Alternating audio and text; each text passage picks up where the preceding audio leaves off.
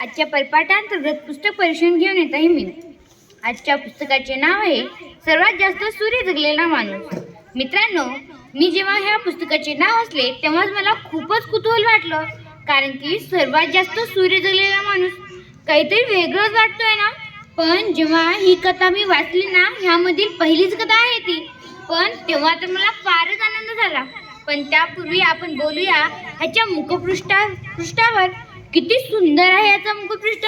एखाद्या वेळेस आपण डोळे बंद करावे आणि अचानकच एक सुंदर चित्र डोळ्यापुढे यावं, तसं या पुस्तकाचं मुखपृष्ठ आहे. मला या पुस्तकाचं मुखपृष्ठ खूपच आवडलं. त्यानंतर या पुस्तकाचं मलपृष्ठही अतिशय सुंदर आहे. मला मलपृष्ठही फारच आवडलं. या पुस्तकाची पृष्ठसंख्या आहे 79.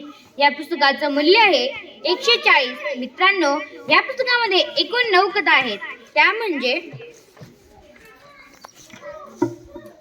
सर्वात जास्त सूर्य जगलेला माणूस ही पहिली कथा आहे. त्याच्यानंतर माझा पॅराडॉक्स ही दुसरी आहे. तिसरी आहे बोका बोले तो. चौथी आहे तुझो माझो पिजो. पाचवी आहे गळ्यात साखळी सोन्याची. सहावी आहे चोराच्या मनात चेक इन. सातवी आहे म्हणजे वाघाचे पंजे. आठवी आहे का थांबत नाही. आणि 9वी आहे मायभूमी. या 9ही कथा अतिशय भन्नाट आहेत आणि ह्या विज्ञान कथा आहेत. मित्रांनो, आपण जर ह्यातली कोणतीही कथा जरी वाचली तरी आपल्याला या पुस्तकातून विज्ञानाविषयी खूप माहिती मिळेल. ह्यातली जी पहिली कथा आहे ना, सर्वात जास्त सूर्य जगलेला माणूस, ती कथा तर मला फारच आवडली. कारण की त्या कथामध्ये एक माणूस असतो ज्याला आपण वेगवेगळ्या प्राण्यांविषयी कसं वाचायचं आणि त्यांचं शिकार कसं करायचं हे यामध्ये त्या माणसाला युक्ती असते.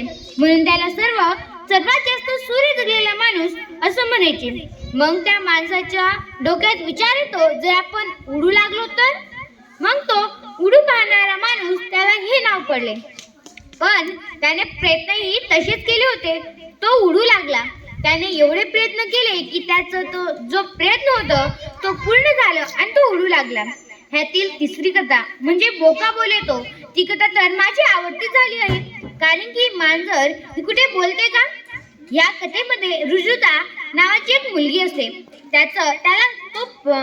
तिने पाळलेला एक बोका असतो, म्हणजे एक मांजर असते. त्याचं नाव असतं बोका. आणि रुजुता ही अतिशय हुशार मुलगी होती.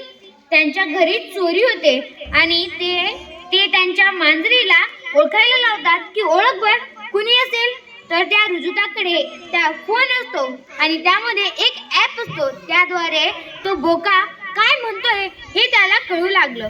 मग चोरही सापडला आणि जे पोलीस काका होते त्यांची मदत झाली, असं ह्यामध्ये लिहिलं आहे. मित्रांनो, ह्या सर्वच कथा अतिशय भन्नाट आहेत. जर मी हे सर्वच तुम्हाला सांगितलं तर तुम्ही काही हे पुस्तक वाचणार नाही. तुम्हाला जर पुस्तक वाचायचं असेल तर हे पुस्तक नक्कीच वाचा. कारण की मी आता तुम्हाला अर्धी माहिती सांगितली आहे आणि तुमच्या मनात तर कुतूहल जागलंच असेल. म्हणून आता हे पुस्तक पूर्ण वाचा.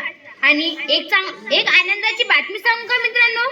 हे पुस्तक आनंदाचं झाड उत्कृष्ट बाल साहित्य कृतिज्ञता पुरस्कार ह्यामध्ये आलं आहे. आणि ह्याची जी आपली पहिली फेरी असते ना, त्यामध्ये या पुस्तकाची निवड झालेली आहे. धन्यवाद.